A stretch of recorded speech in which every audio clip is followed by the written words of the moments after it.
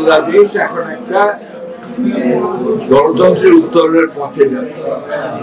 ইতিমধ্যে অন্তর্বর্তীকালীন সরকার নির্বাচনের সম্ভাব্য সময় ঘোষণা করেছে এবং বেশিরভাগ রাজনৈতিক দল তাদের ক্যান্ডিডেট ঘোষণা করেছে এবং দেশে নির্বাচনের একটা আবহাওয়া সৃষ্টি হয়েছে।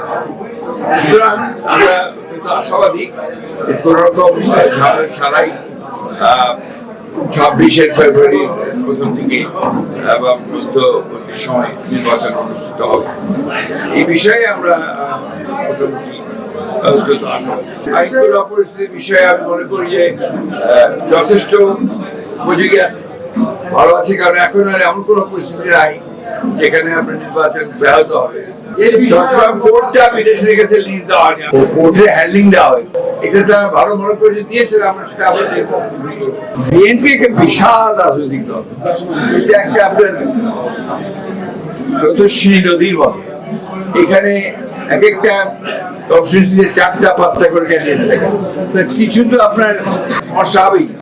এটা বরাবরই হয়ে এসছে, তাতে কোনো অসুবিধা নাই। এটা হওয়াটাই বোঝা যায় যে বিএনপি একটা বড় রাজনীতি।